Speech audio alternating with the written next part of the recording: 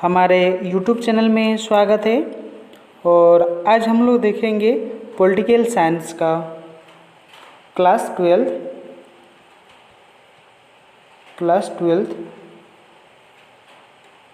Political science का, ठीक है।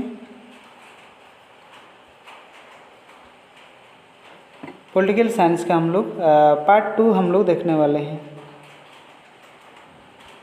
पार्ट 2 इससे पहले पार्ट 1 अपलोड हो चुका है, और अगर आप लोग नहीं देखे हैं तो डिस्क्रिप्शन में वीडियो का लिंक रहेगा, आप लोग वहां से जाके देख सकते हैं, ठीक है।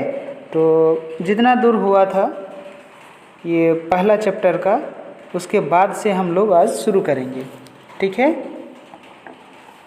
तो चलिए हम लोग आगे बढ़ते हैं। आज हम लोग देखेंगे, देखिए सेटो जो है, सेटो, इसके बारे में हम लोग अभी देखेंगे, ठीक है। ये देखिए सेटो क्या है, इसके बारे में हम लोग जानेंगे। देखिए south east Asian treaty organization, दक्षिण पूर्वी एशिया संधि संगठन इसको कहा जाता है, ठीक है। और इसकी जो स्थापना है वो स्थापना 1954 में हुआ था। कब हुआ था? 1954 में इसका स्थापना जो है हुआ था। इसका उद्देश्य देखिए क्या है, उद्देश्य क्या था? साम्यवादियों की विस्तारवादी नीतियों से दक्षिण पूर्वी एशियाई देशों की रक्षा करना इसका प्रमुख महत्व रहा है। उसके बाद हम लोग देखेंगे सेंटो क्या है। देखिए सेंट्रल ट्रेडी ऑर्गेनाइजेशन जो है ये है, ठीक है, केंद्रीय संधि संगठन। इसकी स्थापना जो है, इसकी स्थापना अगर हम लोग देखेंगे तो 1995 में इसका स्थापना हुआ था। इसका भी एक उद्देश्य रहा है। क्या उद्देश्य है? देखिए जो उद्देश्य रहा है, सोवियत संघ को मध्य पूर्व से दूर रखना था, ठीक है। साम्यवाद के प्रभाव को रोकना इसका प्रमुख उद्देश्य रहा है। नोट में हम लोग देखेंगे क्या है। देखिए इसके बाद सोवियत संघ ने चीन, उत्तर कोरिया, वियतनाम, इराक से संबंध मजबूत किए हैं। अब हम लोग नेक्स्ट पॉइंट जो है, ये पॉइंट हम लोग अभी देखेंगे। देखिए शीत युद्ध के दायरे क्या है? शीत युद्ध के दायरे देखिए, विरोधी खेमों में बैठे देशों के बीच संकट का जो अवसर ये आया, युद्ध हुई संभावना रही, युद्ध हुई और संभावना रही, मगर कोई बड़ा युद्ध उस समय जो है नहीं हुआ था। मतलब एक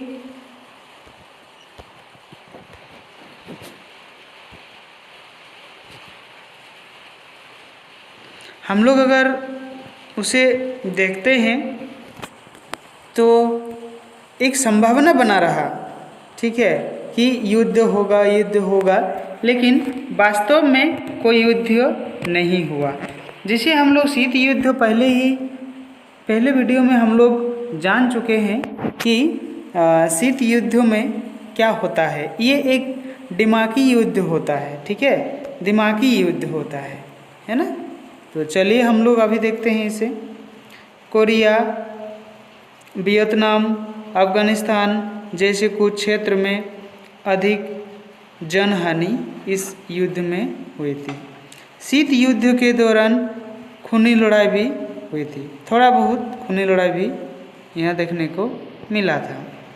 अब हम लोग देखेंगे गुट निरपेक्षता, ठीक है। गुट निरपेक्षता के बारे में हम लोग देखेंगे। गुट निरपेक्षता का अर्थ है सभी गुटों से अपने को अलग रखना। इसका अर्थ क्या है? सभी गुटों से अपने को अलग रखना ही गुट निरपेक्षता हम लोग जानेंगे, ठीक है। गुट निरपेक्षता या गुट निरपेक्ष आंदोलन जो है, इसके बारे में हम लोग जानेंगे। जैसे हमारा भारत जो था उस समय एक गुट निरपेक्ष देश रहा था, ठीक है। अब देखिए क्या है, शीत युद्ध के दौरान दोनों महाशक्तियों के तनाव के बीच एक नए आंदोलन ने जन्म लिया जो दो ध्रुवीयता में बंटे, है ना, बंट रहे देशों से अपने को अलग रखने के लिए ये किया था। ठीक है, उद्देश्य विश्व शांति था। क्या था उद्देश्य? विश्व को शांति रखना ही इसका प्रमुख उद्देश्य रहा है। ठीक है, इस आंदोलन का नाम गुट निरपेक्ष आंदोलन पड़ा। ठीक है, मतलब जो दो गुटों के बीच युद्ध हो रहा था उस समय ये जो गुट निरपेक्षता एक आंदोलन शुरू हुआ, ये उस समय ये लोग क्या किए, अलग रहने की कोशिश किए। ये लोग अलग रहने की कोशिश किए कि हम लोग किसी गुट में शामिल नहीं होंगे। गुट निरपेक्ष आंदोलन महाशक्तियों के गुटों में शामिल न होने का आंदोलन था, परंतु वे अंतर्राष्ट्रीय मामलों से अपने को अलग थलग नहीं रखा या रखना चाहता था। ठीक है, अपितु इन्हें सभी अंतर्राष्ट्रीय मामलों से क्या किया, सरोकार उसमें था। गुट निरपेक्ष आंदोलनों की स्थापना क्या है, देखिए सन 1956 में यूगोस्लाविया के जोसेफ व्रांज टीटो, भारत के जवाहरलाल नेहरू, मिस्र के गमाल अब्दुल नासिर ने एक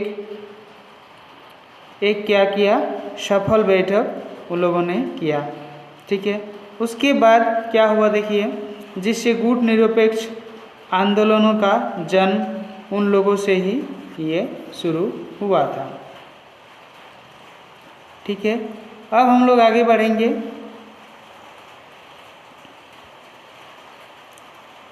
देखिए अब हम लोग देखेंगे यहाँ पे गुट निरपेक्ष आंदोलन के संस्थापक और नेता के नाम हम लोग अभी पढ़ने वाले हैं। देखिए जो इसमें दिया हुआ है, देखिए जोसेफ व्रांज टीटो जो यूगोस्लाविया के थे। उसके बाद हम लोग देखेंगे, देखिए जवाहरलाल नेहरू भारत के थे। कहाँ के थे? भारत के थे।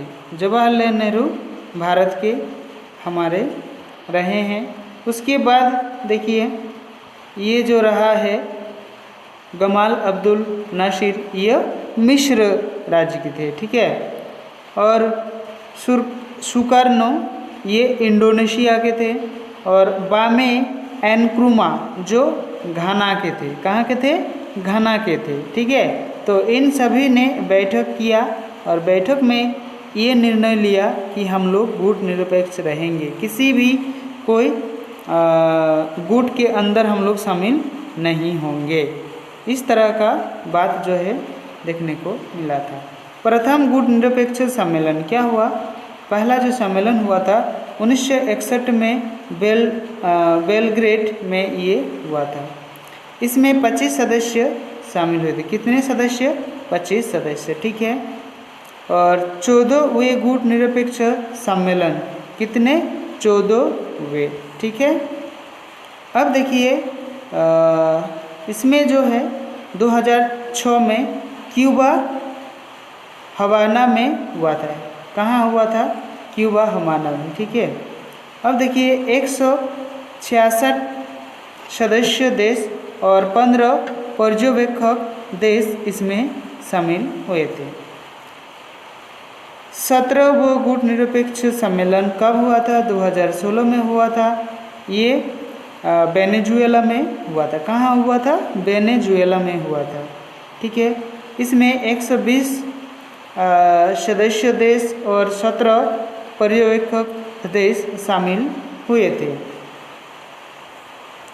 ठीक है, अब देखिए गुट निरपेक्षता को अपमान कर अपनाकर भारत को क्या लाभ हुआ था, ये भी हम लोग को जानना बहुत ज़रूरी है। ठीक है, देखिए बारिश हो रहा है और इसीलिए थोड़ा बहुत आवाज़ जो है आप लोगों के वीडियो में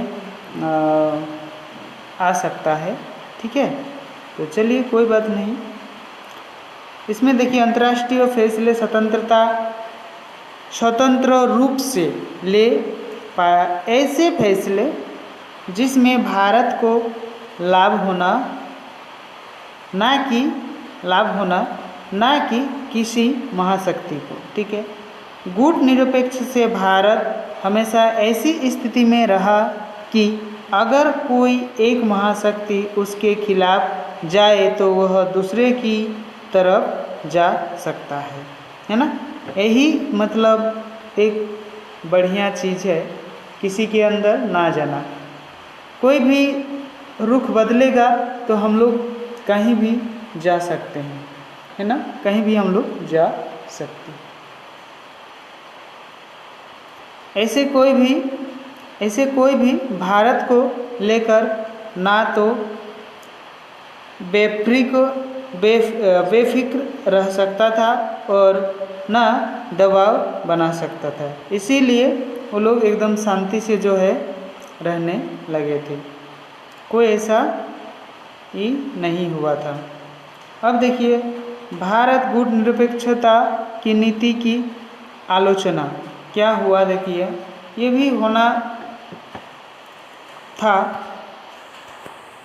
देखिए आलोचकों ने कहा गुट निरपेक्षता नीति सिद्धांत विहीन है। मतलब कुछ राष्ट्र के लोगों ने कहा कि यह नीति अच्छी नहीं है, भारत इसकी आड़ में अंतर्राष्ट्रीय फैसले लेने से बचता है।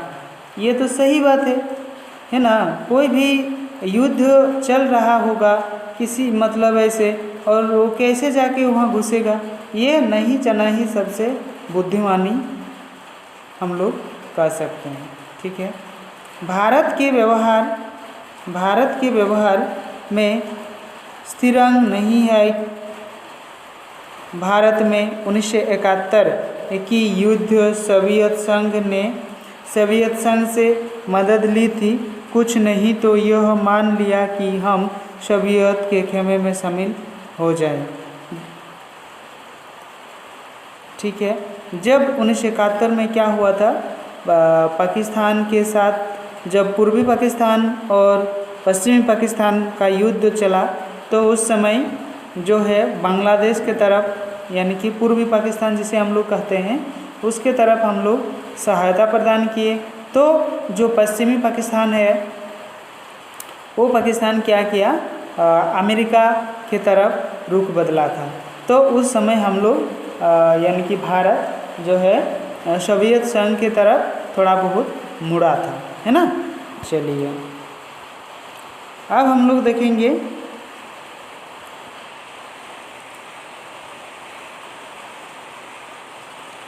उसने हमेशा हमारी मदद ही की है। किसने?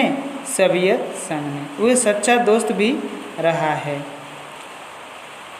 अब देखिए गुट निरपेक्ष ना तो पृथकवाद है और ना ही तटस्थता। ठीक है, पृथकवाद का अर्थ होता है, इसका अर्थ होता है, देखिए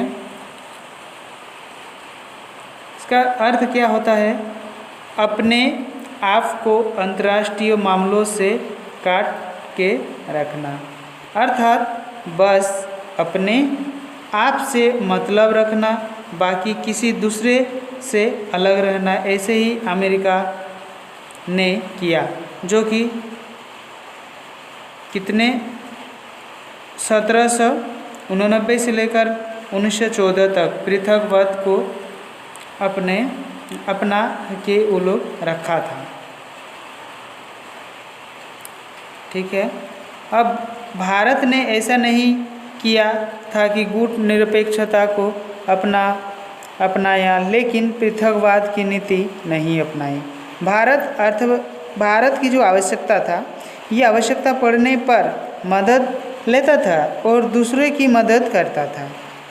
जब भारत को कोई चीज़ की आवश्यकता होता था तो मदद लेता था, लेकिन बाद में वो दूसरों की भी सहायता प्रदान करता था।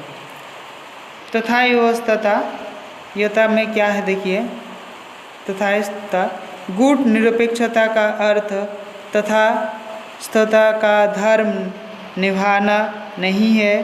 तथास्तथा को अपनाने का मतलब है कि मुख्यतया युद्ध में शामिल नहीं होना, लेकिन यह जरूरी नहीं कि वह युद्ध को समाप्त करने में मदद कर दे, और यह देश युद्ध को सही गलत होने पर कोई पक्ष भी नहीं रखते।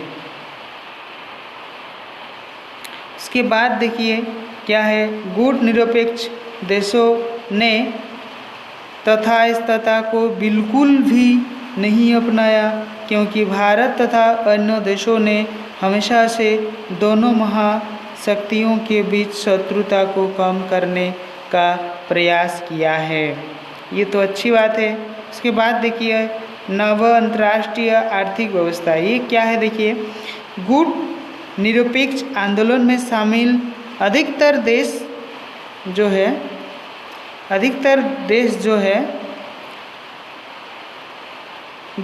अल्प विकसित देशों का दर्जा मिला था।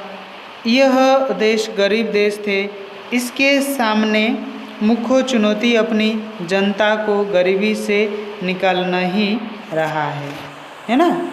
चलिए उसके बाद इसके लिए आर्थिक विकास जरूरी था, क्योंकि बिना विकास के कोई भी देश सही मायने में आज़ाद नहीं रह सकता है। ठीक है, चलिए इसके बाद हम लोग देखेंगे अभी, ऐसे में देश उपनिवेश यानी कि गुलाम भी हो सकते हैं। इसी समझ से नव अंतर्राष्ट्रीय आर्थिक व्यवस्था की धारणा का जन्म हुआ था, जो कि 1972 में यूएनओ के व्यापक और विकास में संबंधित सम्मेलन UNCTAD के नाम से उसका जो रिकॉर्ड वो आया था। उसके बाद जो है इस रिपोर्ट में वैश्विक व्यापार प्रणाली से सुधार का प्रस्ताव किया गया। इस रिपोर्ट में कहा गया कि देखिए क्या कहा गया था इसमें, अल्प विकसित देशों का अपने प्राकृतिक संसाधनों पर अधिकार होगा। यह देश अपने इन संसाधनों का इस्तेमाल अपने तरीके से कर सकते हैं। दूसरा पॉइंट में देखो क्या दिया हुआ है, अल्प विकसित देशों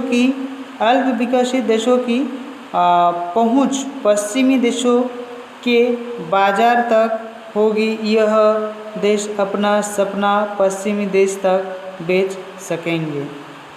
ठीक है, पश्चिमी देश में महंगाई या जारी टेक्नोलॉजी प्रौद्योगिकी की लागत भी कम होगी।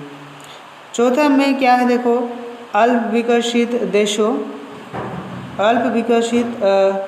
देशों में क्या हुआ था, अंतर्राष्ट्रीय आर्थिक संसाधनों में उसकी भूमिका जो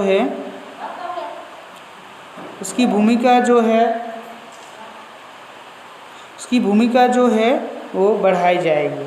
और उसके बाद देखिए शस्त्र नियंत्रण संधियाँ, ये भी उस समय जो है हुआ था, जैसे LTBT सीमित परमाणु परीक्षण संधि।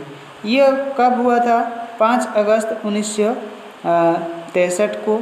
और SALT जो कि सामरिक अस्त्र परिसीमन वार्ता जिसे हम लोग कहते हैं, इसका अगर हम लोग देखेंगे तो 26 मई 1972 को, और दूसरा जब हुआ तो 18 जून 1972 को। ठीक है, और उसके बाद जो है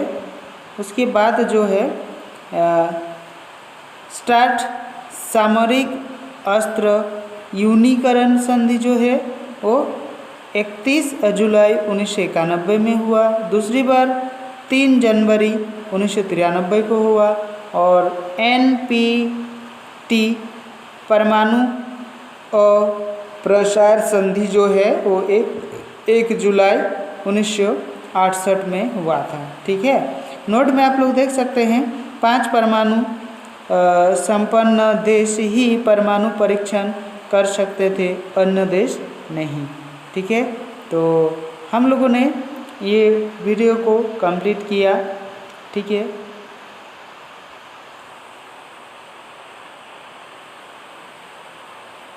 हम लोगों ने कंप्लीट किए। और जो स्टूडेंट इस चैनल में न्यू जुड़े हैं, प्लीज़ चैनल को सब्सक्राइब कर दीजिए ताकि हमें भी सपोर्ट मिलेगा और हम लोग आगे बढ़ेंगे। ठीक है, और हर तरह के वीडियो जो है अपलोड होते रहते हैं, ये भी नोटिफिकेशन जो है आप लोगों को मिलता रहेगा। ठीक है, तो आप सभी को ये वीडियो पूरा देखने के लिए बहुत बहुत धन्यवाद। और क्लास 12 के और किस तरह के कौन सा सब्जेक्ट का आप लोग वीडियो चाहते हैं, तो उसके लिए आप लोग को कमेंट करना पड़ेगा और कमेंट कीजिए, तो हम आप लोगों के लिए वीडियो बनाने की हर संभव प्रयास करेंगे। ठीक है, तो सभी को बहुत बहुत धन्यवाद। Thank you.